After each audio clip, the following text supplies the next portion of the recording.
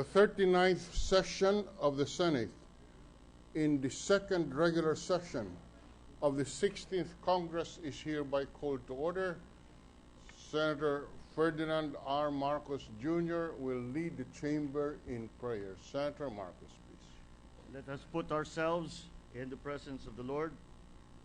Thank you, Lord, for gathering us all here today as we begin another week of our regular session in this upper chamber of the Philippine Congress. Continue to bless us with wisdom, competence, and genuine passion for all the things that we do, especially for our Filipino people whom we are committed to serve. But even more, with patience, selflessness, and compassion, especially to those who most need our help and understanding, the poor and the marginalized. Use us today as instruments of unity and peace as we study and discuss legislation of national import. We offer up to you today all our plans and endeavors for the betterment of our country and of our people. Prosper the works of our hands and bless us with your favor in our commitment to nation building. All these we ask you in the mighty name of Jesus. Amen. Amen. The Senate Choir will lead the chamber in the singing of the Philippine National Anthem.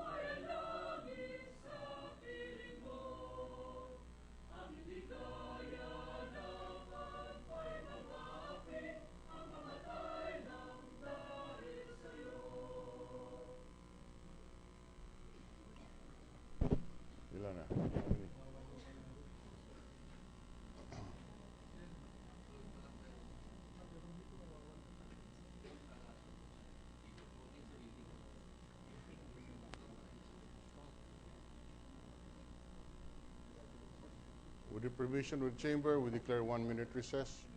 Ilang patawag na sa mga opisina.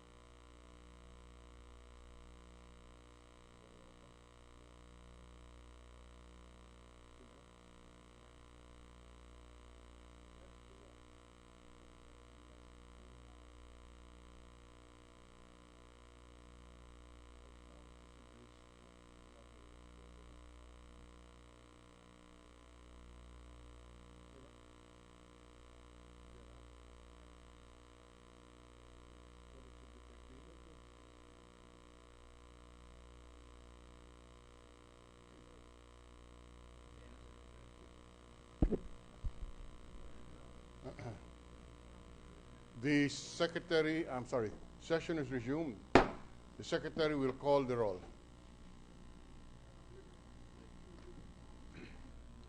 Roll call of members. The Honorable Senators Angara, Aquino, Binay, Cayetano Alan, Peter, Compañero S, Cayetano Pia S, Defensor Santiago, Ejercito, Enrile, Escudero, Estrada, Gingona, Onasan, Lapid, Legarda, Marcos, Osmeña, Pimentel, Po, Recto, Revilla, Soto, Trillanes, Villar, Senate President Trilon. 13 senators are present. The chair declares the presence of a quorum. Mr. President, Majority Leader.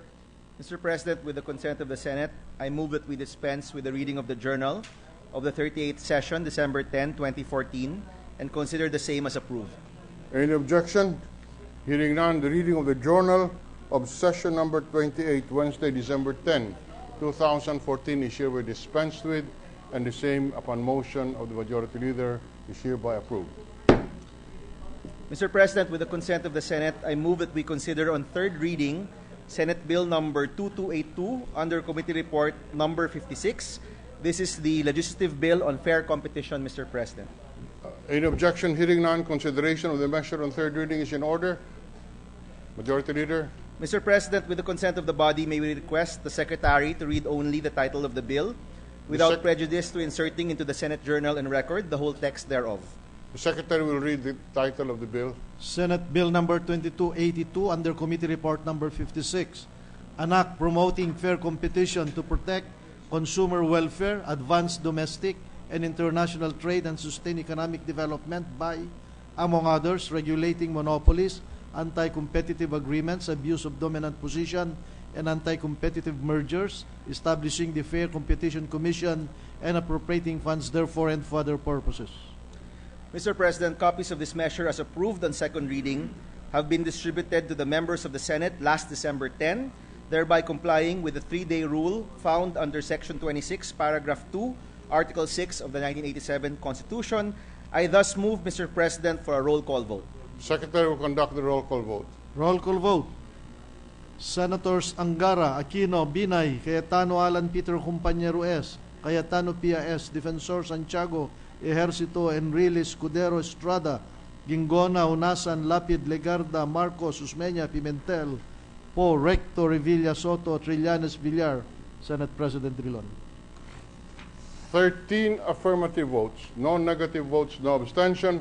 Senate Bill number 2282 is hereby approved on third reading.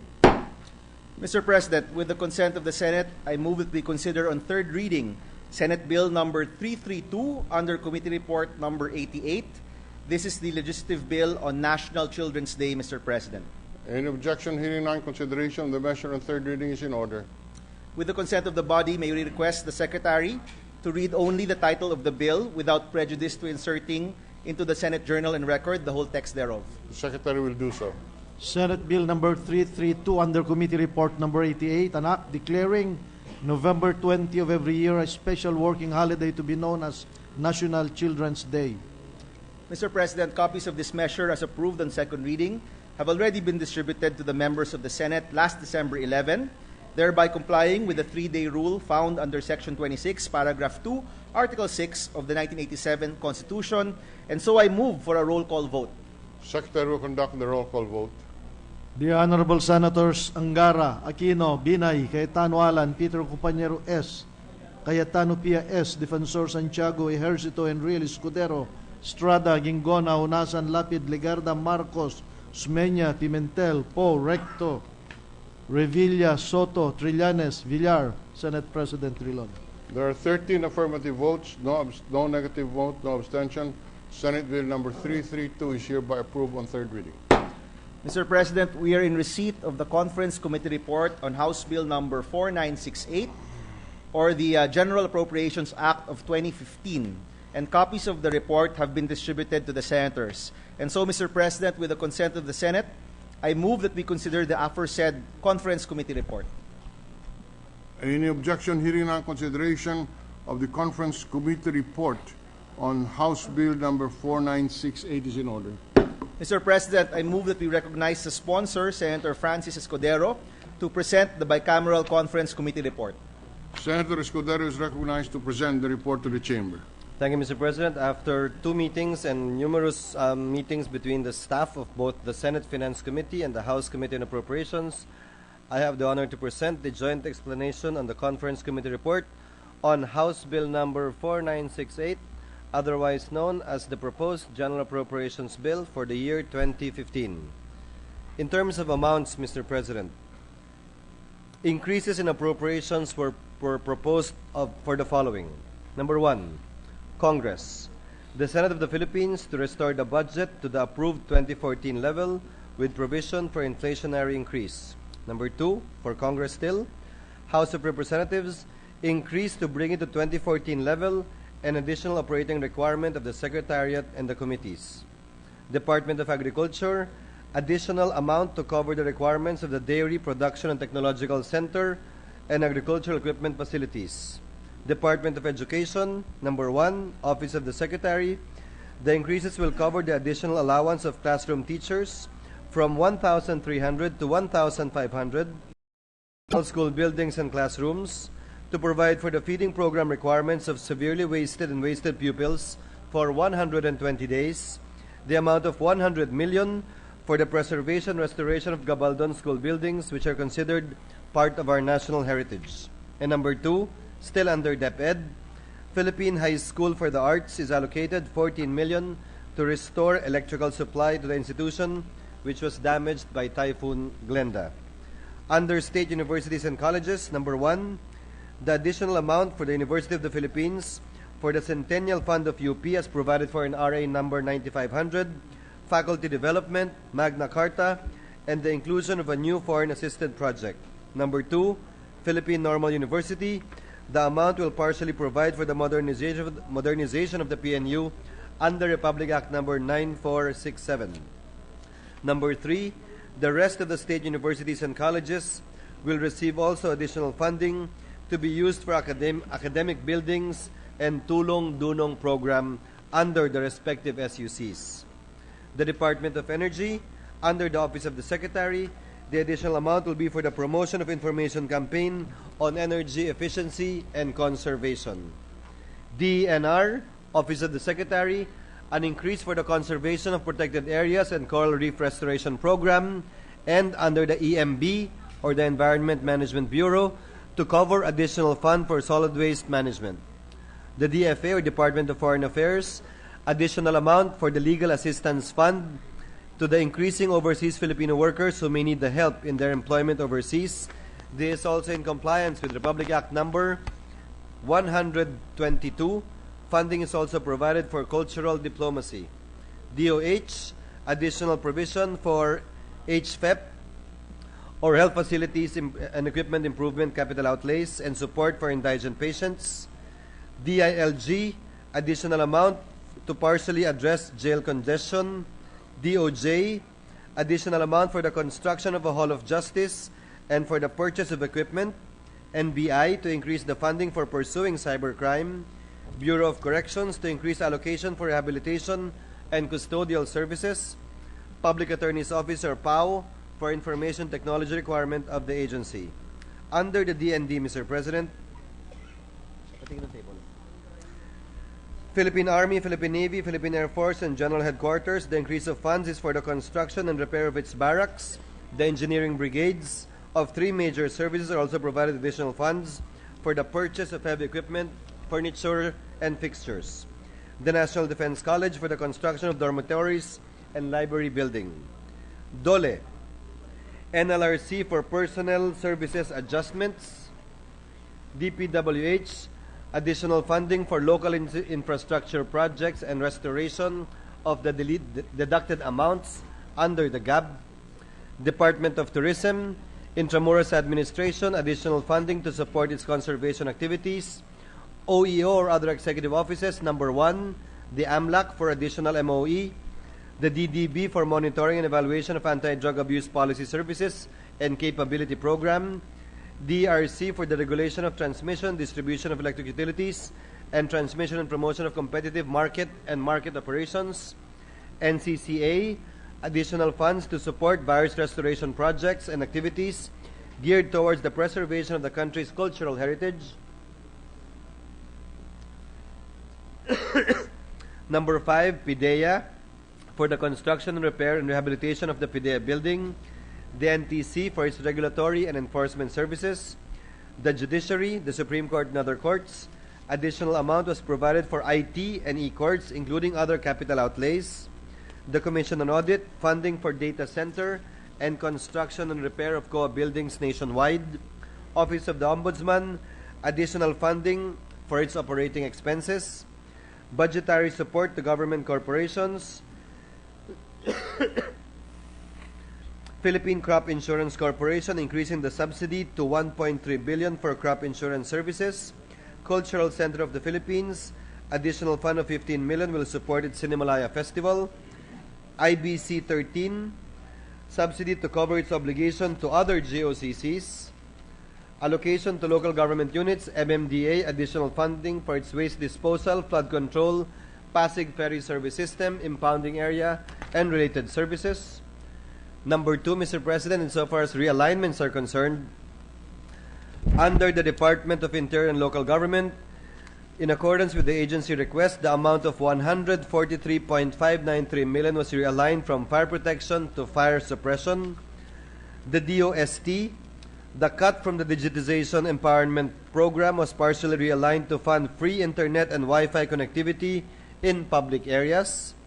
DSWD, a portion of the cut from administrative cost of the conditional cash transfer and FAP's Kalahi Seeds was realigned to social pension, funding for street children, and other protective services. Budgetary support to government corporations, DOH, particularly the Philippine Children's Medical Center, 700 million for the allocation of the payment of land was realigned to a new building of PCMC for its repair and renovation of the existing buildings as well as the purchase of new equipment.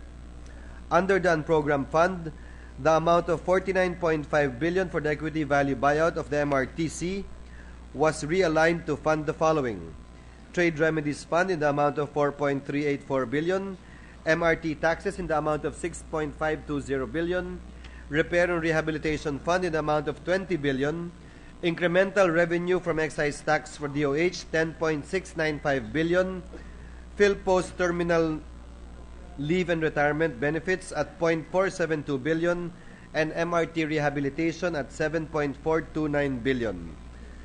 Number 2, the MPBF, the amount of 5.724 billion was realigned from other benefits to filling up of unfilled positions of the Department of Health to bring the total allocations for DOH to 9.1 billion. Number 3, SUX also provided a 3.022 billion for the filling up of unfilled positions instead of the original request of SHED of 5 billion and PASOK of 5.5 billion, since the SHED is yet to commission a study to come up with a rational formulation of guidelines in the filling up of vacant positions within the SUCs. Number 3, Mr. President, insofar as major reductions are concerned, the Pension and Gratuity Fund was reduced by 7.306 billion. The MPBF was reduced by 761.36 billion.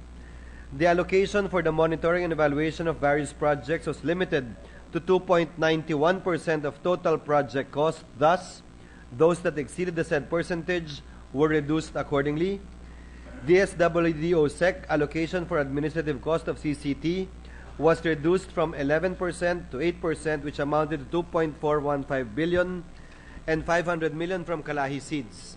The amount was used to fund other DSWD programs. The net cut in said items will amount to 1.264 billion. And finally, the last item of reduction, the DOST ICTO allocation of 2.670 billion for digitization was deleted. The amount was used to fund the Wi-Fi connectivity in public areas, providing for a net cut of 1.6 billion. Insofar as the special provisions, Mr. President, distinguished colleagues, is concerned, under the DA, in view of the disaggregation of the lump sum fund of farm-to-market roads, the special provision on the implementation of farm-to-market road projects was amended. The amended provision states that the list of FMR projects with details on the location, cost, and status of implementation, among others, shall be posted in the official website of the DA. In addition, the DA Secretary is authorized to realign allotment released from one project and or scope of work to another within the same project category and implementing unit. Under the DepEd, the Senate amendment increasing the cash allowance of teachers from 1,300 to 1,500 per school year was adopted. Still under the DepEd, a new provision prohibiting the demolition of Gabaldon school buildings was also introduced. Further, the DepEd is required to preserve and restore the existing Gabaldon school buildings as part of the preservation of the country's cultural heritage.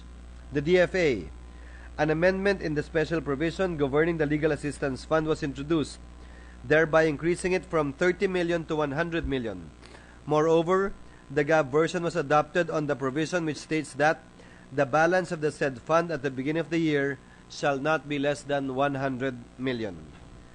Under the DOH, the following special provisions were adopted. An amendment to the special provision on hospital income was introduced by the House of Representatives, requiring that at least 25% of the said income shall be used to purchase and upgrade hospital equipment used directly in the delivery of health services. And number 2, under the DOH, inclusion of senior citizens and barangay officials and workers to include the barangay secretary, treasurer, tanod, daycare worker, and allied health workers in the coverage of the National Health Insurance Program. To ensure that there is no duplication in the enrollees, the provision requires that the release of cash allocation shall be based on the certified billing indicating the names of the enrollees, which shall be submitted to the DBM. This is a consolidation, Mr. President, of the Senate and the House versions. DOST, a new special provision was introduced providing for a free Wi-Fi internet access in public places. The agencies of the government and LGUs where the Wi-Fi internet access are located are required to extend cooperation and assistance to ensure the security of the equipment. Under DSWD, a new provision stating that in the implementation of Kapit Bisig Laban sa Kahirapan Comprehensive and Integrated Delivery of Social Services or Kalahi Seeds program, the DSWD shall take into consideration the programs on increasing food productivity and agriculture to address high poverty incidents among farmers. The provisions of RA number 9184 and its IRRs shall apply in the procurement of supplies and services unless otherwise provided by the loan agreement. Under the DOTC, an amendment to the provision on the Special Vehicle Pollution Control Fund was introduced, stating that the said fund may also be used for the maintenance of the MRT, which is considered a pollution-free transportation system. Under the PSC, or Philippine Sports Commission, among others, a new provision stating that all funds intended for the use and benefit of athletes shall be used solely and exclusively for the intended purpose and shall not be realigned for any other purpose. Under ALGO, or Local Government Support Fund, a special provision for the 100 million appropriating to cover any deficiency in the ERA share of local government units in view of valid adjustments, changes, modifications, or alterations in any of the factors affecting the computation of the ERA that occurred or happened, including final and executory court decisions made effective during the fiscal year, which shall be implemented upon DBM's receipt of the notice of the said adjustments.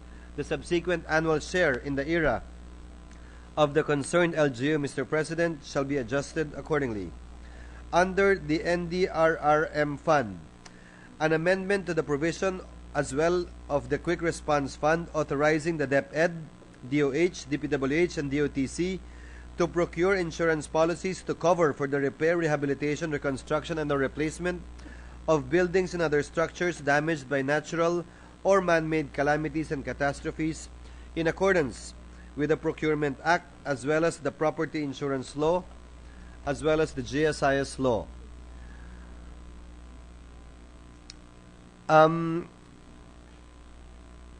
Insofar as the pension, gratuity, NDRM, and the MPBF and ICF, we provided provisions requiring the DBM to submit to Congress the amount of the said funds allocated to the judicial branch, the legislative branch, the constitutional commissions, and other offices, including the Office of the Ombudsman.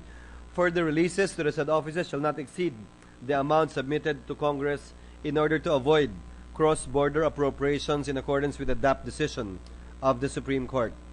Under the unprogrammed funds, Mr. President, some of the special provisions of the unprogrammed fund would be as follows. Insofar as the TRF or Trade Remedies Fund is concerned, appropriations cover for the release of funds previously deposited by the Bureau of Customs in the Bureau of Treasury for the implementation of remedies including safeguards measure pursuant to the Safeguard Measures Act of 2000. Release of the unprogrammed fund shall be subject to the issuance of the implementing rules and regulations in accordance with Republic Act number 880.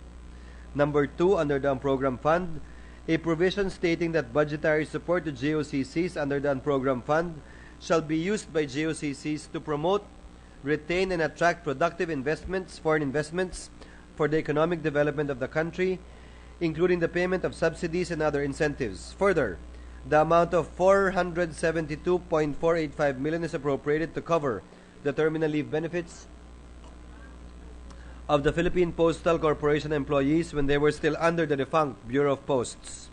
Number 3, appropriations cover for the release of 10.695 billion representing the excess collection from excise tax on alcohol and cigarettes to the DOH to implement the universal health care, attainment of the Millennium Development Goals, health awareness program, medical assistance, and health enhancement facilities pursuant to the Sin Tax Law or Republic Act number 10351.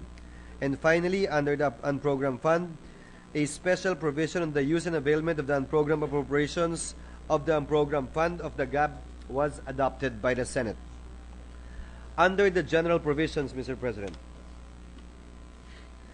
a new provision prohibiting the alteration, renovation, or demolition of government buildings and open spaces declared by government cultural agencies or presumed to be important cultural properties unless prior approval of the government cultural agencies and proper consultation with stakeholders and cultural groups is made.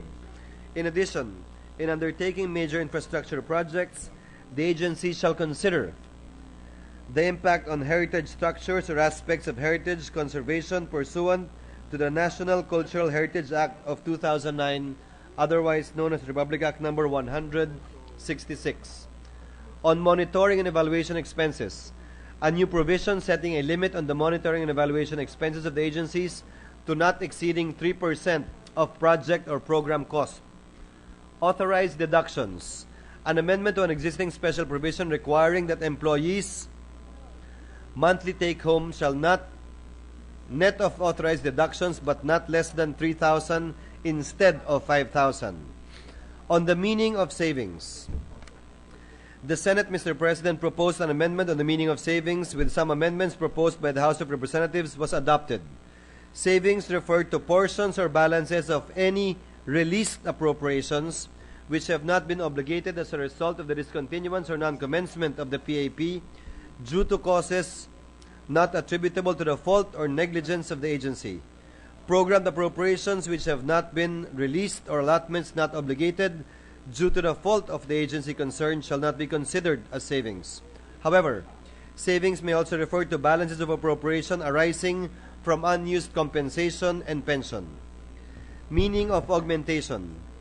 A separate provision on the meaning of augmentation which was introduced by the Senate was adopted.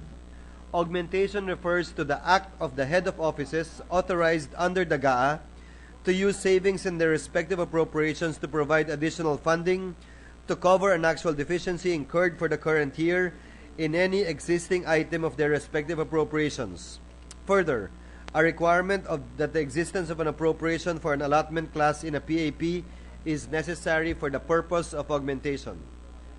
Reportorial requirements. The GAB provision which states that the posting of the quarterly reports on the official websites of the agencies shall be considered compliance with the reportorial requirements was adopted. As a consequence, a new provision was introduced by the Senate requiring all reportorial requirements to remain posted in the official websites for at least 3 years. Any head of agency who fails to submit the said reports shall be subject to the penal provisions in the Code of Conduct and Ethical Standards of Public Officials and Employees and the Administrative Code of 1987. And finally, Mr. President, a new provision requiring the DBM to submit to Congress a post-2015 budget status report not later than 30 days after the opening of the third regular session and a final report to be submitted not later than March 31, 2017. The report shall indicate a brief accomplishment on all the PAPs of the agencies of government and including specific programs, activities, and projects funded from lump sum appropriations and special purpose funds rather. This is the recto amendment, Mr. President, on the rear view mirror provision in the General Appropriations Act. That is all, Mr. President. Mr. President, The Majority Leader. I move that we adopt the Conference Committee report on House Bill number 4968 on the General Appropriations Act of 2015. Any objection? The Chair hears none. The Bicameral Conference Committee report on the disagreeing provisions of the Senate and the House on House Bill 4968 is hereby adopted. Mr. President, I move that we proceed with the reference of business. The Secretary will read the reference of business. Bills on first reading. Senate number 2505, entitled An Act Providing for the Services of a Developmental Behavioral Pediatrician in every city and municipality with a special education program in their public schools and providing funds therefore, introduced by Senator Lapid. Education, Arts and Culture, Local Government, Finance. Senate number 2506, an act to strengthen the internal affairs service of the Philippine National Police and for this purpose amending certain provisions of the PNP law under Republic Act 69 and 75 as amended by Republic Act 8551 and for other purposes by Senator Grace Poe. Public Order and Dangerous Drugs. Resolutions, PS Resolution number 1056, directing the proper Senate Committee to conduct an inquiry in aid of legislation and call upon the National Disaster Risk Reduction and Management Council, NDRRMC, and the Office of Civil Defense, OCD, to report about the implementation of National Disaster Risk Reduction and Management laws, Republic Act number 10-121 and other related issuances in relation to Super Typhoons Yolanda and Ruby for purposes of improving existing legislation and institutions and of ensuring the safety and continued survival of our citizens, our communities, and our nation by Senator Marcos Jr. National Defense and Security, Local Government. Yes, Resolution number 1057, commending the concerted efforts of the Department of Tourism, the local government, and the people of Vigan City for its declaration as one of the new 7 wonder cities of the world, and calling for its continued proper restoration and preservation by Senator Sani Angara. Rules.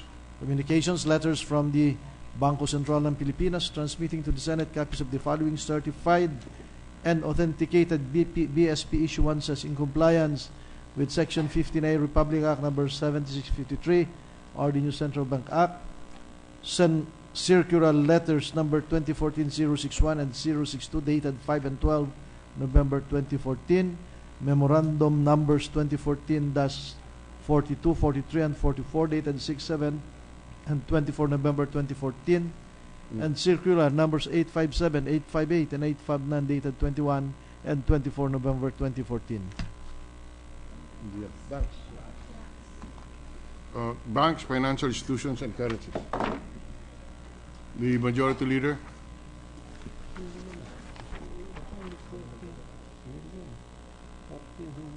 Mr. President,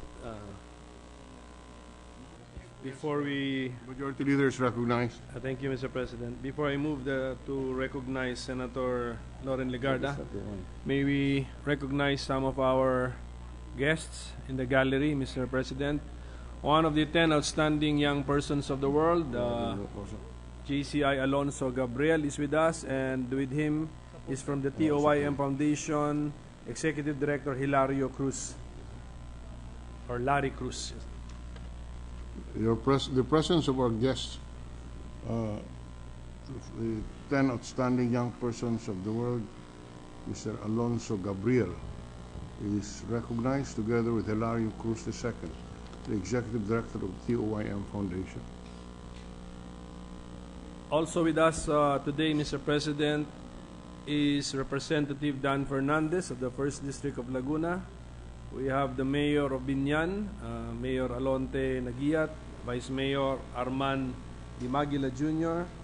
We have the Sangguniang Panglungsod members of the City of Binan. We have ABC President Jason Sonsa and barangay chairpersons and other former and present barangay officials of the City of Binan, Mr. President. Congressman Dan Fernandez, 1st District of Laguna, Mayor Marlene Alonte of Dagyat, Vice Mayor Armand Divagila Jr. and Sangguniang Panglungsod members of the City of Laguna and the ABC President, barangay captains. Their presence is made of record. Welcome to the Senate. At this point, Mr. President, I move that Senator Loren Legarda be recognized to speak on a matter of public interest. Senator Legarda is recognized on the privilege hour.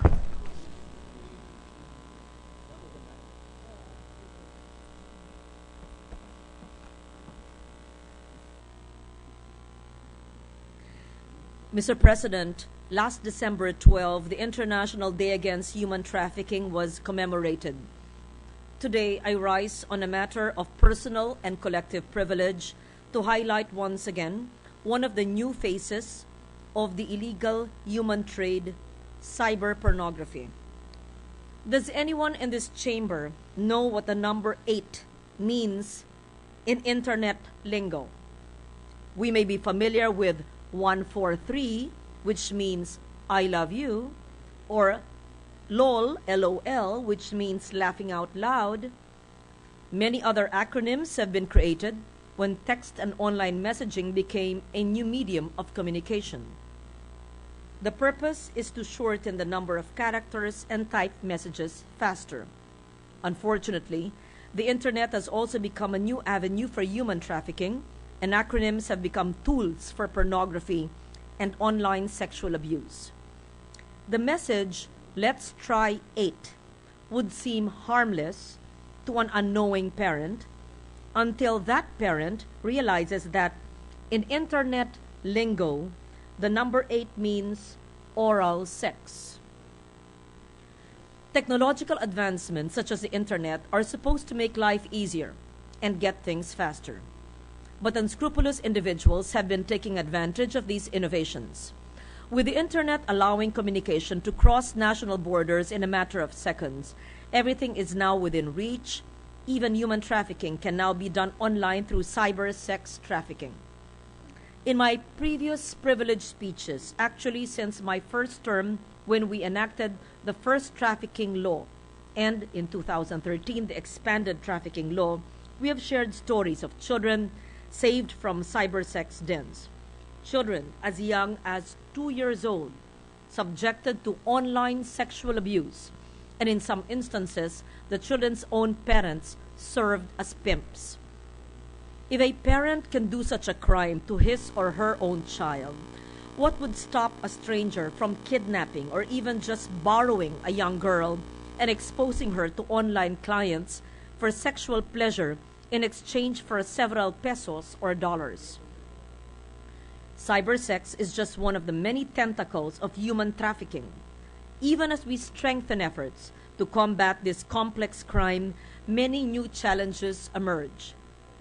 Yes, we passed the expanded Anti-Trafficking in Persons Act in 2013 to address these new challenges. Under the amended law, even acts that constitute attempted trafficking in persons are punishable. Accomplices and accessories to the crime will also be meted their due penalties.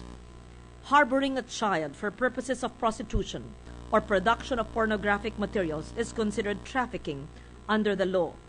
The crime is considered qualified trafficking when the offender is the parent, the guardian, or someone who exercises authority over the child.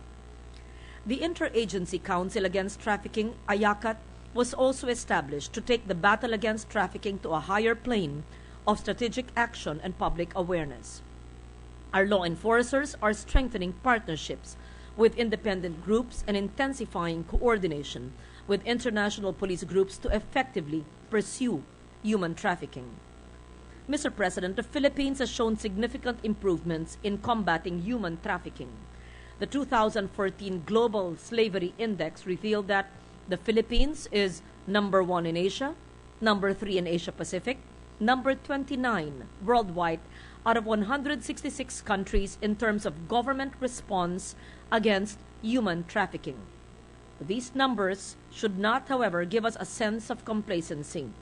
While this is laudable, we cannot celebrate just yet because we know that there are still many Filipino women, children, and even men here in our country and in other parts of the world who are hoping and praying that soon they will be rescued from slavery and to be able to tread on a new path for a much brighter future. Let us continue to give our full support to the agencies of government forming the AYACAT, led by the Department of Justice, the National Bureau of Investigation, for the full and effective implementation of the expanded Anti-Trafficking in Persons Act. Let us help carry out a massive information and education campaign against all forms of human trafficking, including cyber pornography. The illegal human trade is a complex web. Battling it requires a concerted effort from all sectors of society. But preventing the crime and protecting our children from trafficking can actually start at home by educating our children on how they can protect themselves, including on the responsible use of the Internet. Thank you, Mr. President. Thank you, Senator Legarda.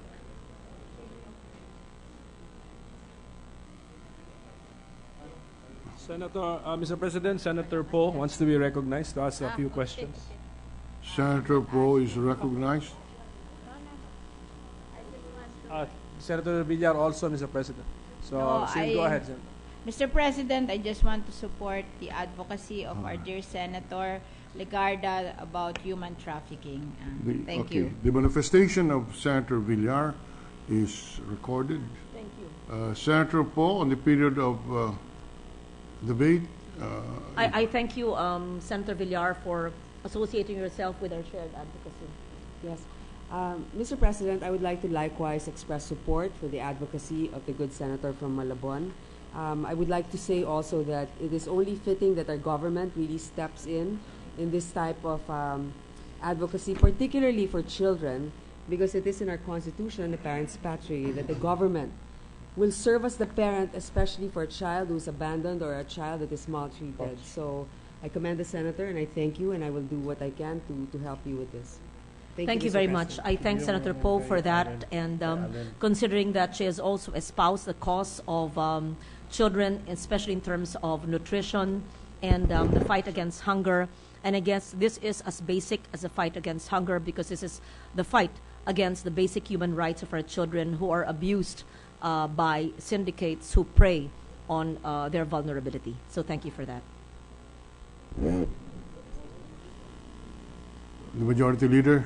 Mr. President, I move that we refer the speech of Senator Loren Legarda, as well as the commendations and manifestations, to the Committee on Women, Family Relations, and Gender Equality. So referred. So at this point, Mr. President, I move that Senator Ferdinand Marcos Jr. be recognized to speak on a matter of public interest. Senator Marcos is recognized. Thank you, Mr. President. Good afternoon, Mr. President, and my colleagues in the upper house of the Congress. Mr. President, I have stood many times here in the past year to draw attention to our shortcomings in our responses to the grave national emergency situation presented to us by Super Typhoon Yolanda in November of 2013. 1 year after, based on all the efforts of government that we have seen implemented before, during, and after Typhoon Ruby, which was of an initial magnitude that portended catastrophe of a scale similar to Yolanda, it is with a great deal of satisfaction and relief that I rise to speak of our response to Typhoon Ruby. From the evacuation efforts observed by the United Nations as one of the largest peacetime evacuations in history, to the prepositioning of goods, equipment, and security and law enforcement personnel, to the coordination between the national and local governments of services and information, to the parallel efforts of the private sector and even international agencies and offices, we can say with pride that we have done a much better job this time. Our weather forecasting has also been cited for its accuracy and reliability, with one observer commenting that it is one positive story that should give Filipinos a measure of pride, as our pag-asa was deemed to have correctly predicted the path of the typhoon. Now, government should redouble its efforts on the rehabilitation of the lives and properties of our citizens, as well as our public infrastructure, which have collectively sustained 3.3 billion pesos worth of damage per latest assessment of the NDRRMC.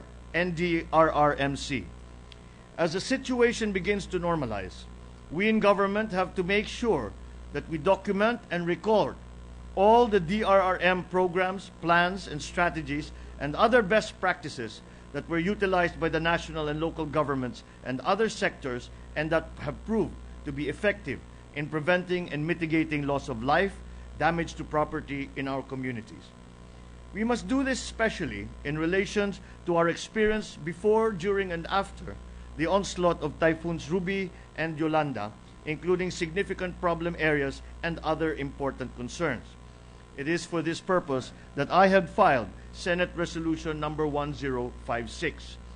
In our continuing quest not only for a comprehensive but an effective and efficient disaster risk reduction, management, and response plan, in accordance with Republic Act number 10121, both the executive branch and Congress should consult to codify and institutionalize these effective programs, these best practices, and the like on both national and local levels in order to give them the character of consistency or flexible permanence akin to standard operating procedures.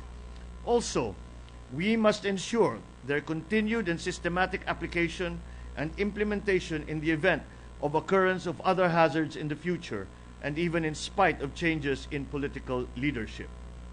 All this can be considered and included by the NDRRMC and the Office of Civil Defense in their annual report to the President and to Congress as mandated by RA number 10121.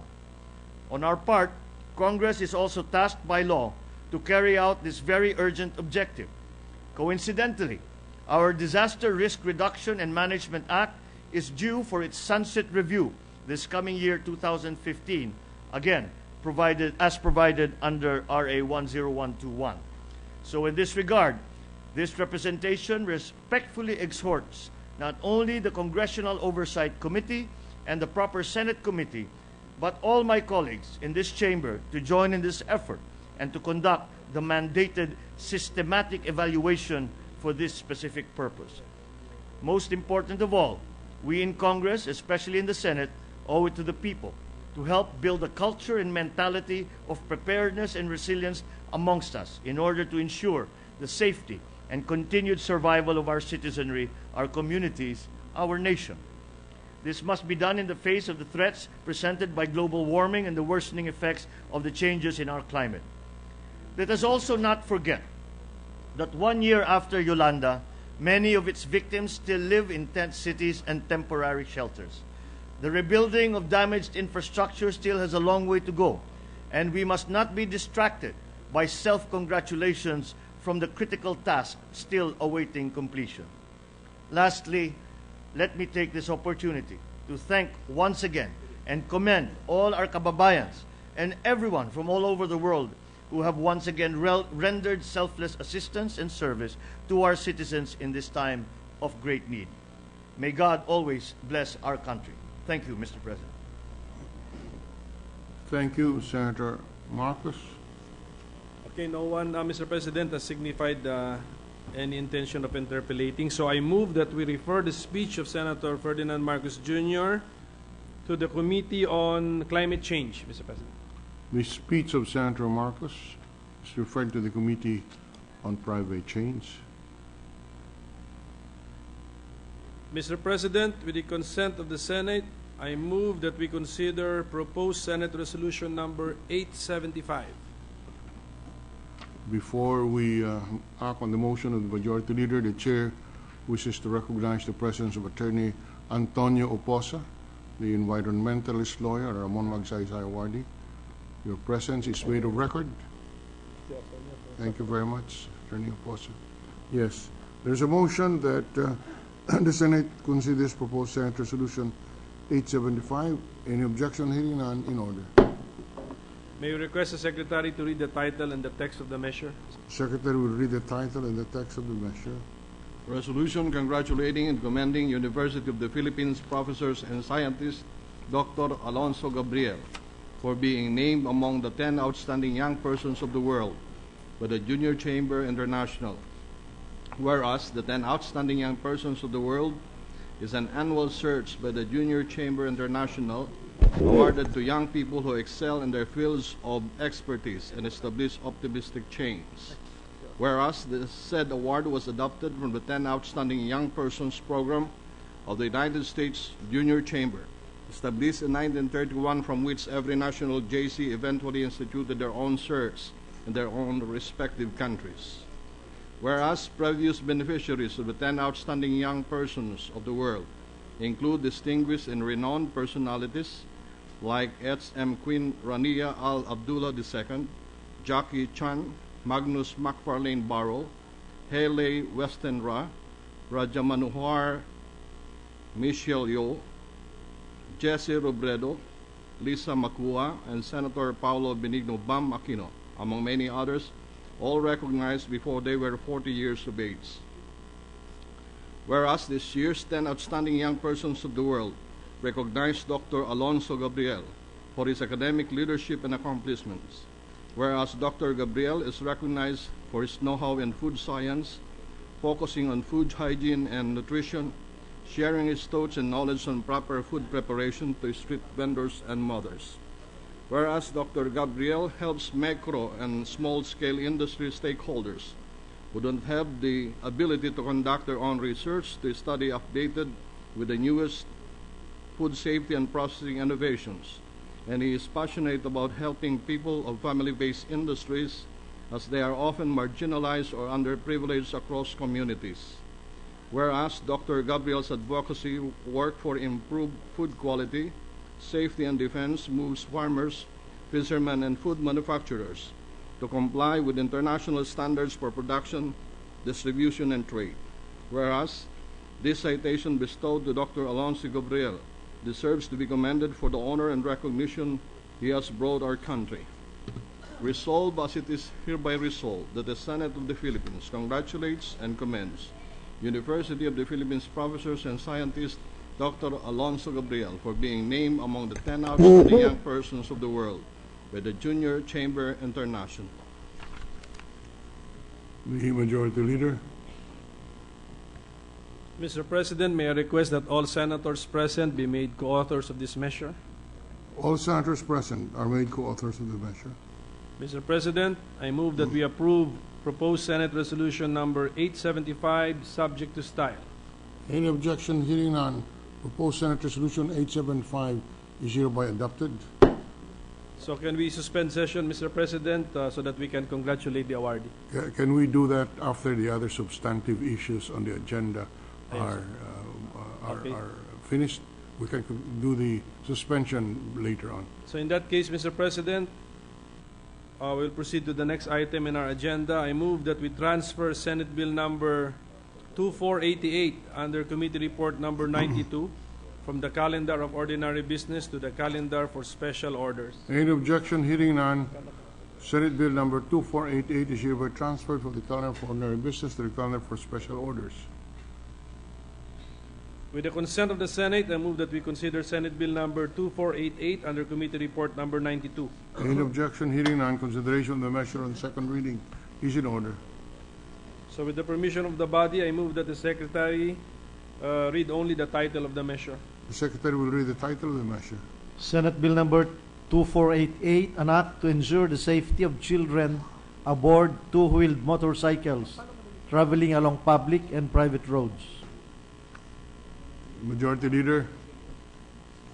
I move that we recognize Senator Soto to sponsor the measure, Mr. Senator President. Soto is recognized to sponsor the measure.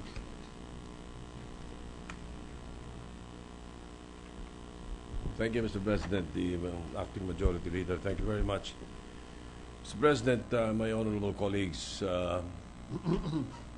at the outset, allow me to to thank Senator Sergio Osmeña III, who is the acting chairman of the Committee on Public Services, for allowing me to conduct a public hearing on this measure and to sponsor it as well. That perhaps answers the question of the acting majority leader when he asked me why I'm sponsoring this bill when I do not have any committee. He is correct, but as I said, it's a pet bill, Mr. President. That's why I asked Senator Osmeña to allow me to conduct a public hearing for this. So, Mr. President, I rise to seek the approval of Senate Bill 2488 under Committee Report 92, entitled An Act to Ensure the Safety of Children Aboard Two-Wheeled Motorcycles Traveling Along Public and Private Roads. Mr. President, in a perfect world where parents are true to their calling and the children follow the wishes of their parents, there is no need for government, as the saying goes.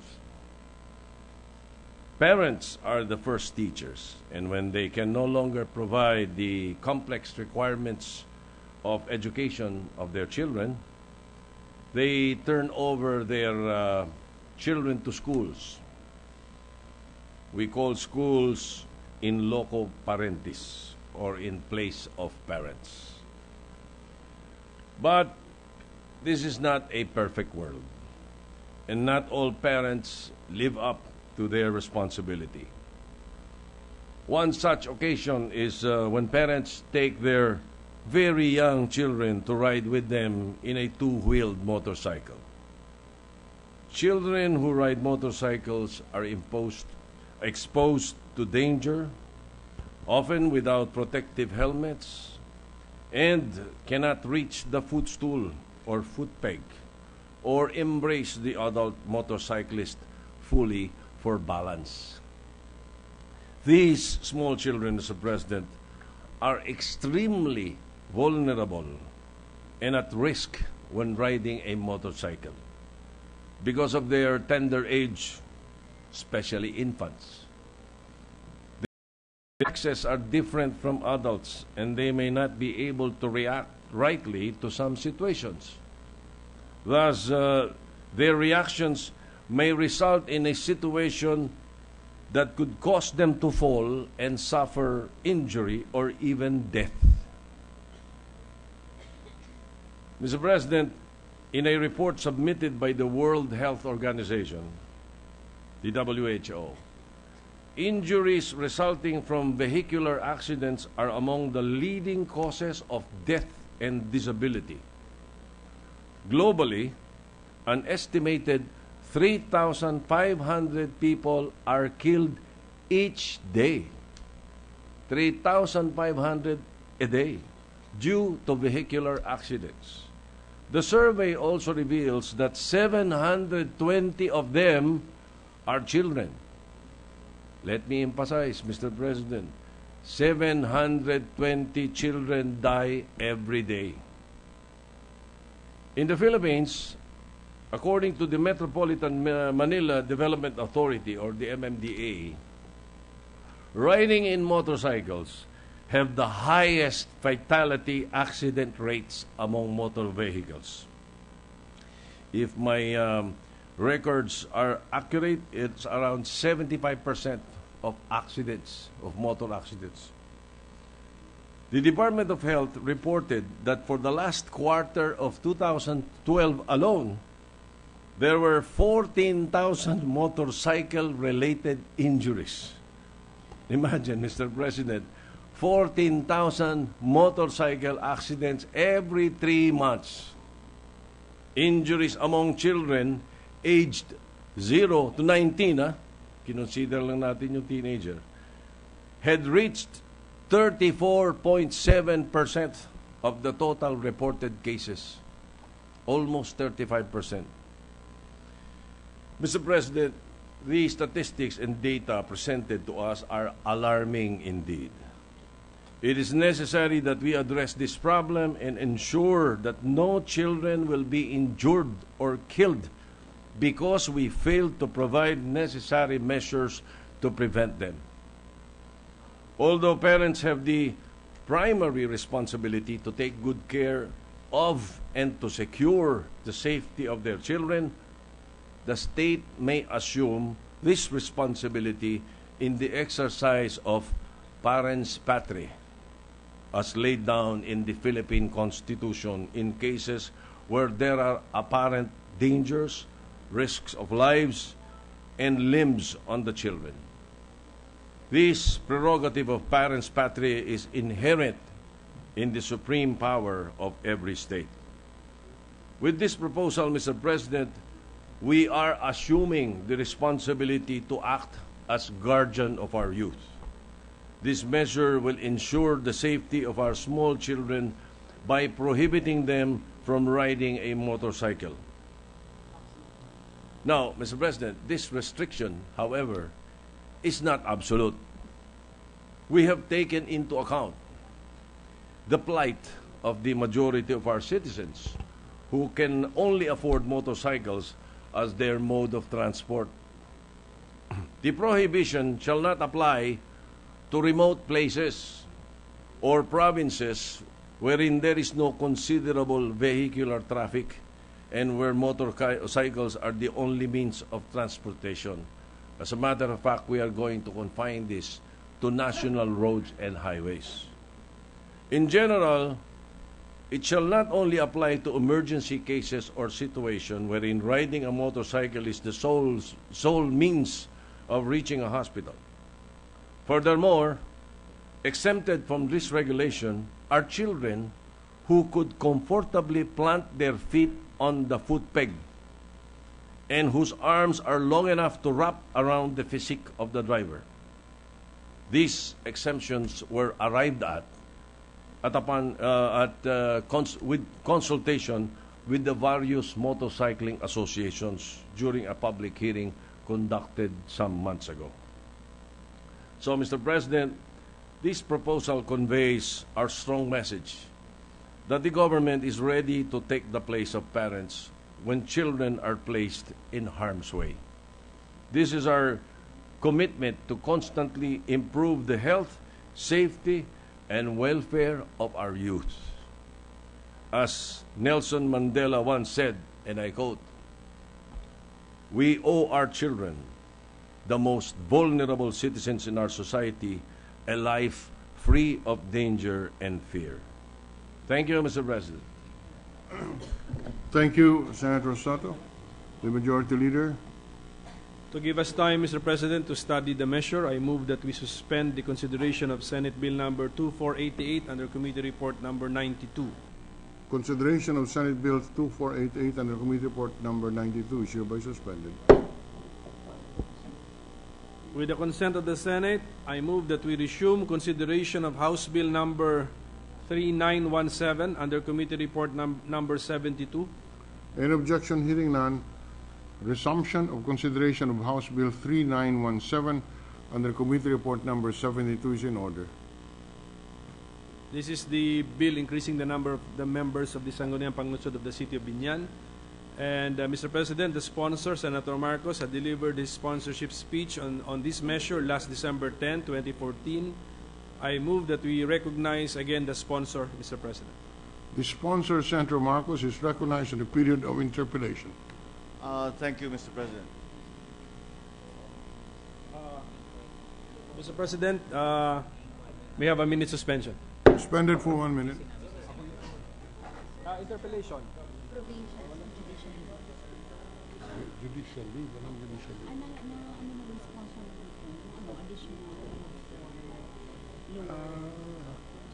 Pero is that part of our legislative agenda?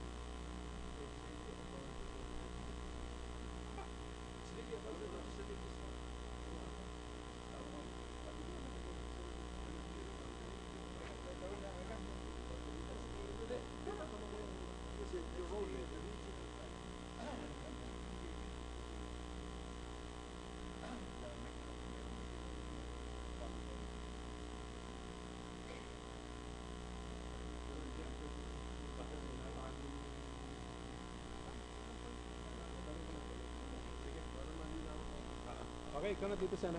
Okay. Sige, sige.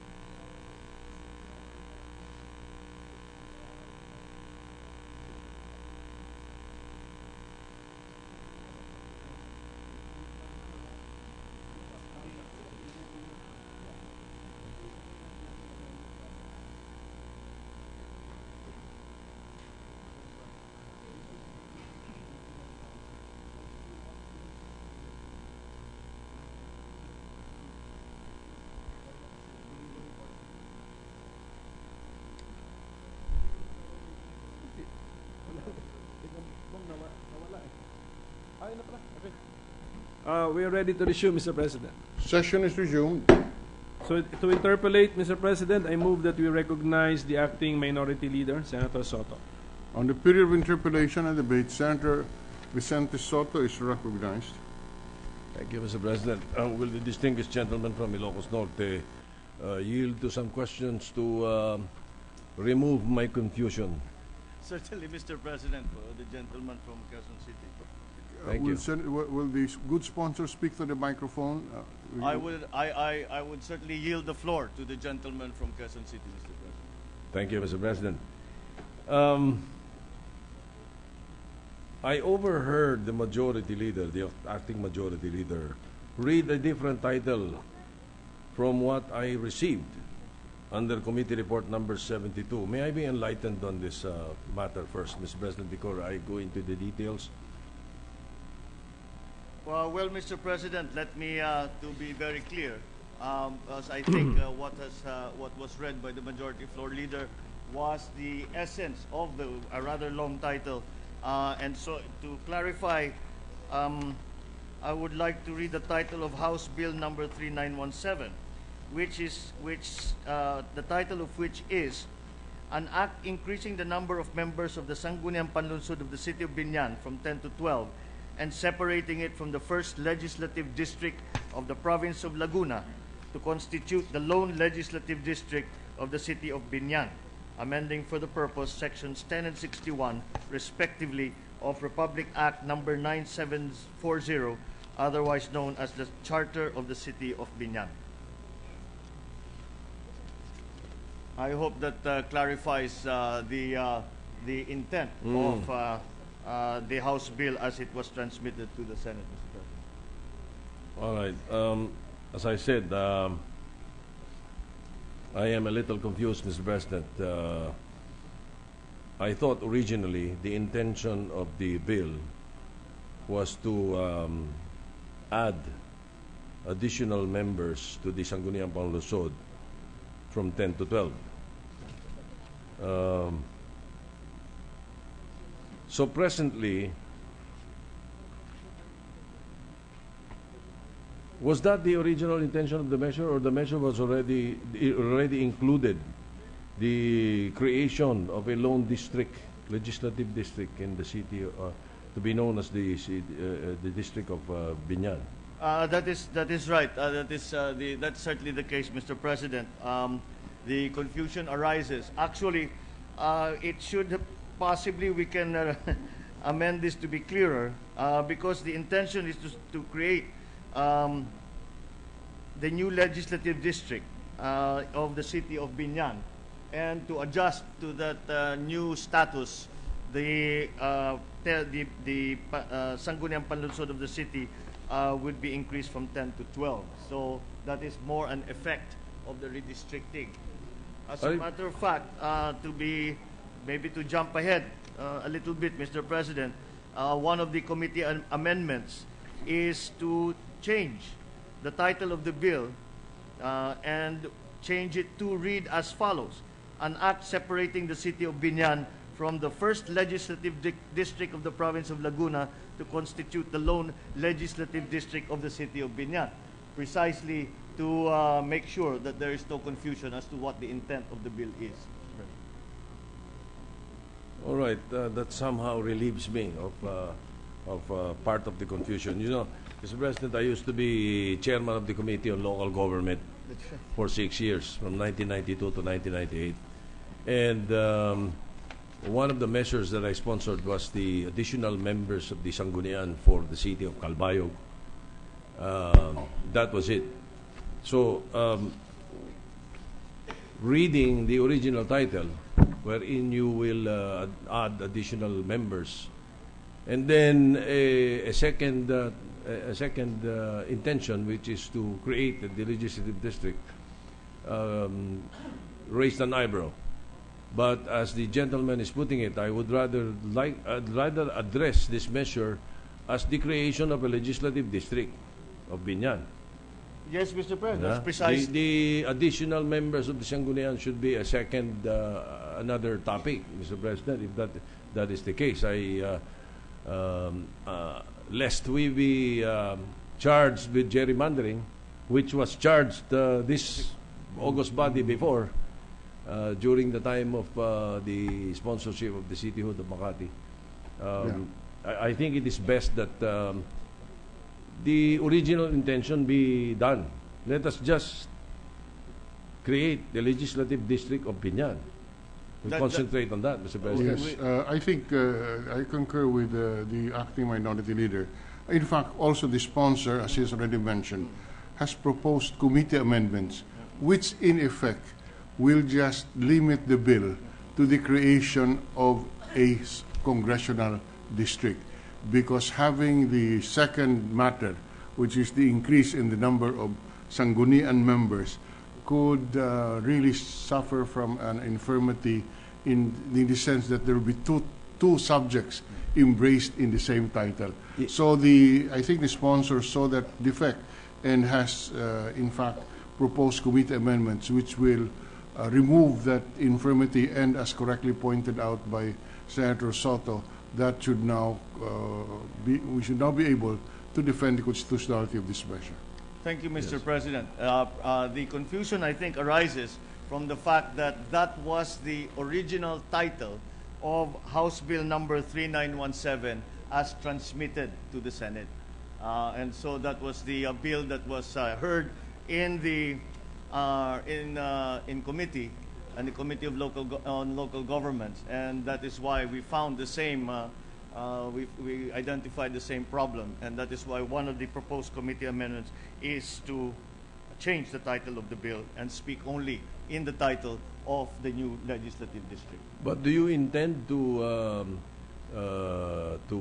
change the number of members of the Sangguniang Panglungsod in the same measure inside the bill from 10 to 12? Yeah. I ask this, Mr. President, and I hope I will hear an answer that will remove my fear or apprehension, Mr. President, because once you add an additional seat in the Sangguniang Panglungsod, you are amending another law, the Charter of City of Binan. Then we fall into the category of gerrymandering, Mr. President. Well, Mr. President, that is this increase in the members of the Sangguniang is found under Republic Act number 6336, and to read the section 3. The provision of any law to the contrary, notwithstanding the city of Cebu, city of Davao, and any other city with more than one representative district shall have 8 councillors for each district, who shall be residents thereof, to be elected by qualified voters therein, provided that the cities of Cagayan de Oro, Zamboanga, Bacolod, Iloilo, and other cities comprising a representative district shall have 12 councillors each. So, in compliance with that, we are adjusting the membership of the Sangguniang because that will be a natural consequence of the new district being created. That is the effect, Mr. President. I agree. But look at the charter of the city of Binan. What does it say? I think I'm sorry to answer the question of the gentleman more directly. Within the version that that I sponsored, we are silent when we talk. We no longer spoke about the increase in the membership of the Sangguniang. That's the impression of the chair. Yeah. All right. That's the impression of the chair. The bill, after the committee amendments are introduced, will no longer contain the increase in the membership of the Sangguniang Panglungsod. In that case, I have no problem with that then, Mr. President. If you read the committee amendments, that's in effect what will happen. The body of the bill will be amended so that any referral to the increase in the membership of the Sangguniang Panglungsod will be deleted from the bill. The title will be so amended so that the bill will now deal only with the creation of a lone congressional district. Is that correct, Mr. That Sponsor? is right, Mr. That is precisely correct, Mr. President. All right. And I think we can consider that the reorganization of the Sangguniang of the city will automatically become 12 because of the section that I just read of Republic Act 6636. Yes, perhaps that will be the Effect. and the city of Binan. Let the city of Binan worry about that, Mr. President. Let us concentrate on the measure and the intent of the measure, Mr. President. I do agree. If that is for the record, then I have no problem with that. We fully agree with the observations of the gentleman. All right. And that is why we have, in the proposed amendments that will be, those points will have been taken into account. The subject will solely be about the creation of the lone district, and there is no mention within the final version of the reorganization of the Sangguniang Panlungsod. All right. Thank you very much. Now, let me go to another topic. May I know the current composition of the legislative district of Laguna? What is this? This is the Binan is included in the first legislative district. Is that right, Mr. President? That is presently the first district include Binan City, the city of Santa Rosa, San Binan. Pedro City, and that is those Santa are the Rosa and San Pedro. yes, all in fact all of those cities in fact have larger than 250,000. So what is the in terms population of Binan, Mr. President? Binan City, Mr. President, is according to the last statistics that we have, the latest statistics that we have, Binan City's population is 283,396. That is as of 2010. That is the population itself, no? Now, would you have the land area of Binan and the income, Mr. President? I have the income. As I am sure the gentleman knows, the single qualification required is the population for the District, creation yes. of. But nevertheless, it is Just for the record, Mr. it is an President. important question. The city of Binan has reported a total income for the following fiscal years. 2012, their income was 1,022,621,811 centavos. In 2013, the reported income was 1,140,981,734 pesos, Mr. President. All right. Well, I was asking about the land area because if my, I don't know, correct me if I'm wrong, if my geography serves me right, Binan is in the middle of Santa Rosa and San Pedro. Is this correct, Mr. That President? is right, Mr. President. That is right, and that is why this point came up. The experience of the gentleman in local government is showing. This came up, but if we look closely at the law that allows us to create new legislative districts, it says that they must be contiguous. That the towns within a district must be contiguous Yes. as practicable. I think is as far as practicable is the language there. So considering that we cannot really deny Binan City is qualified for their legislative district, then we will just have to handle it that way. We handle shall we say separated towns like towns that are islands. And perhaps the way to handle this situation would be similar to that. My worry, Mr. President, is that we will be dismembering the first district, and it's smack in the middle. So what happens to Santa Rosa and San Pedro? They are not contiguous, but they are the first district. They are in the same district. I anticipate that one or more of these two, one or both of these cities will eventually also be coming to Congress to create their own legislative districts, because both of them are also qualified. How many districts are there now in Laguna, Mr. President? Laguna. Laguna presently has 4 legislative districts. 4 legislative districts. And the entire population of Laguna, would you have it, Mr. President? I ask, Mr. President, because the Quezon City, we passed in the last Congress the creation of 2 additional districts. Ang ginawa, instead of, and what I'm thinking is that, have they not considered, the sponsors of this measure in the House, have they not considered just redistricting Laguna into 6 districts? Pretty much like Cavite, that became 7, instead of, getting one city and making it a district.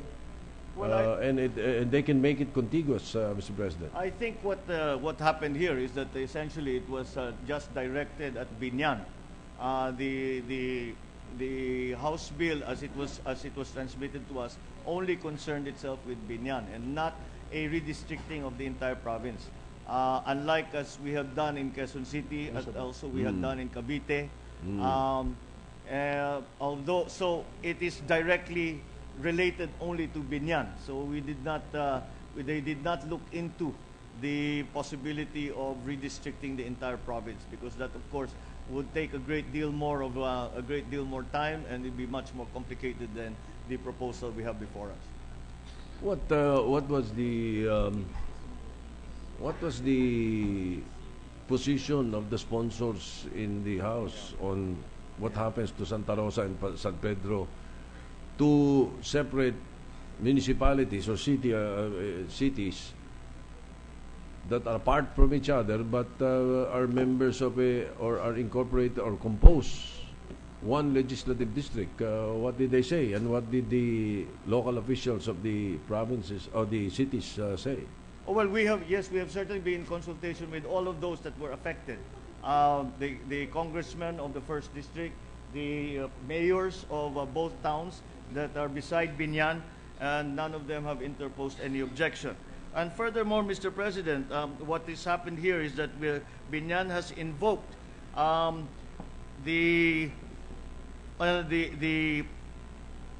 constitutional provision, Article 6, which is entitled Legislative Department, under Section 5, Paragraph 3, which reads, each legislative district shall comprise, as far as practicable, contiguous, compact, and adjacent territory. Each city, this is the most important part, each city with a population of at least 250,000, or each province shall have at least one representative.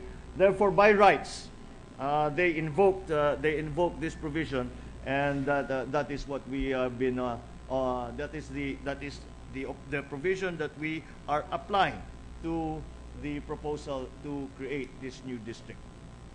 Just for the clarity of the chair, is the thrust of the interpellation of the minority leader saying that with the creation of Binan, the existing district consisting now only of Santa Rosa and San Pedro will no longer be contiguous? Is that the thrust? Yes, Mr. President, that is my worry.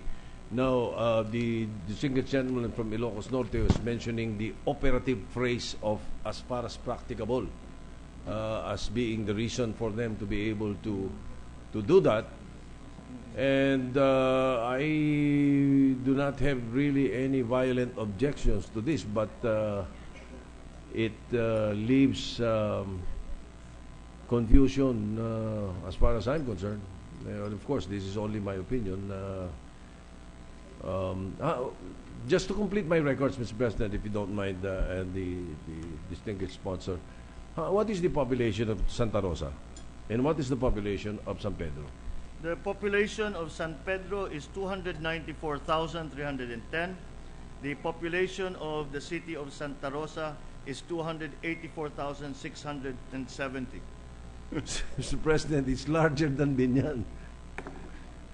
Well, they are both larger than Binan, and we're going to make a legislative district out of the smallest city in the first legislative district. Be that as it may, they are qualified because under the Constitution, the population of 250,000 is the sole.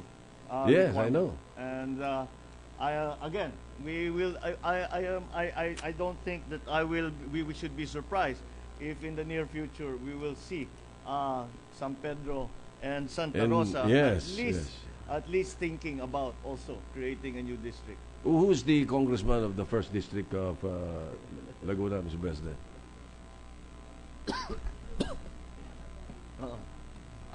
The present representative is here. Congressman Dan Fernandez is the Congressman Fernandez. Yes, he's been one of the main proponents of this bill that we have before us now. May we know where Congressman Fernandez resides, Mr. President?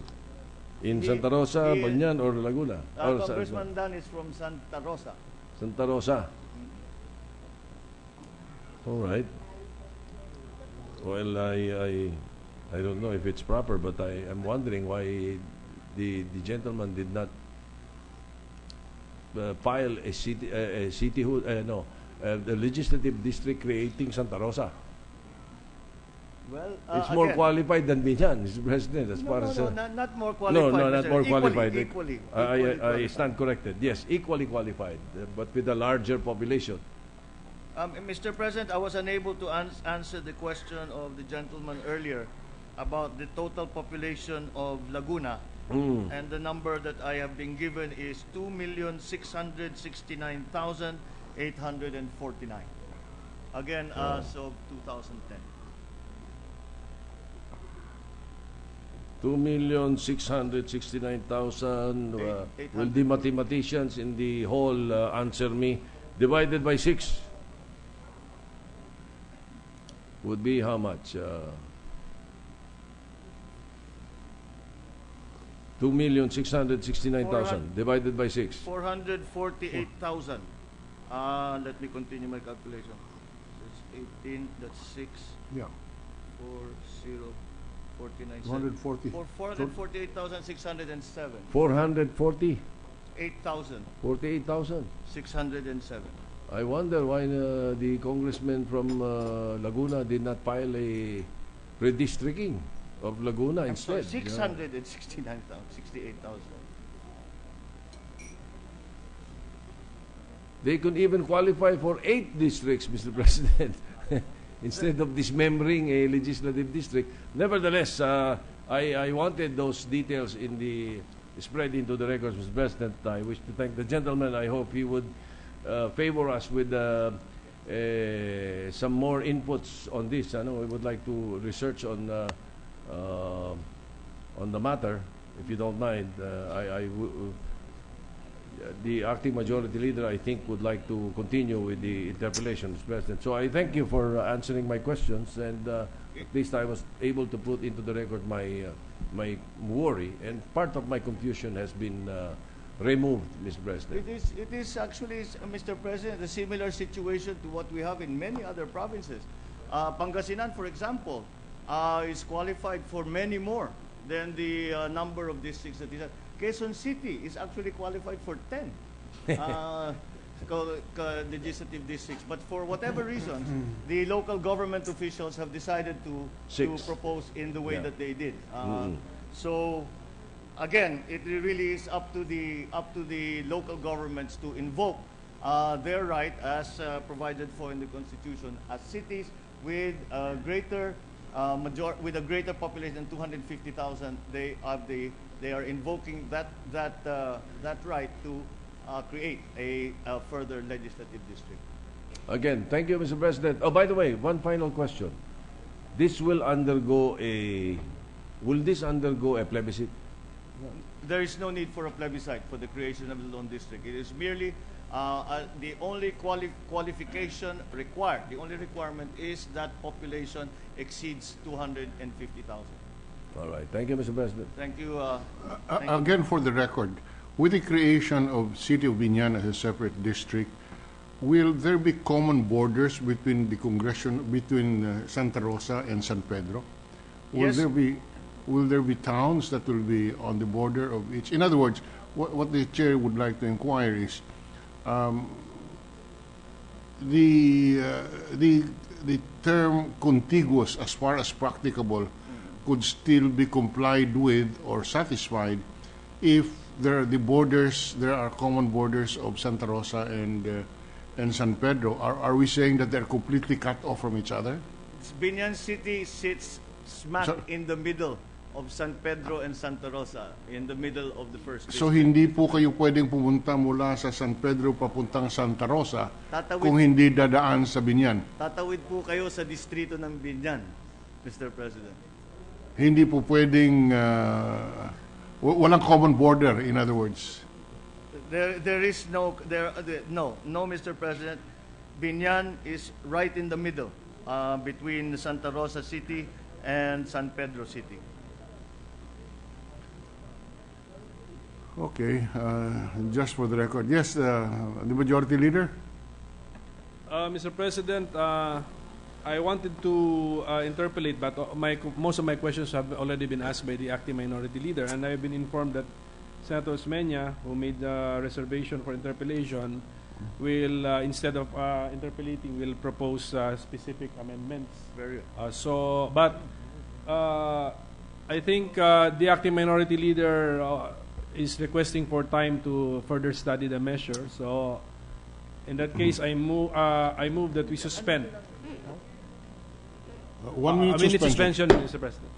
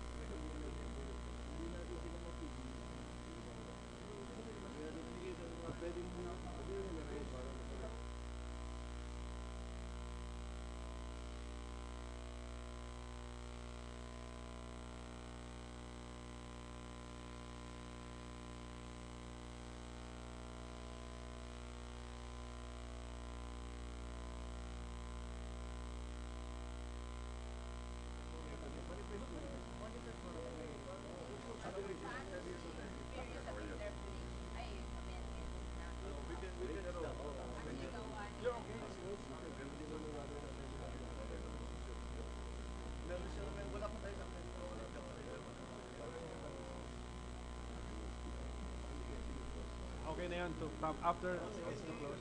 Okay. We are ready to resume, Mr. President. Session is resumed.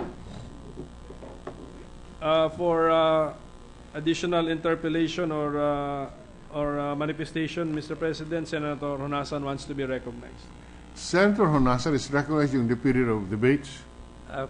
This is not actually a question, Mr. President.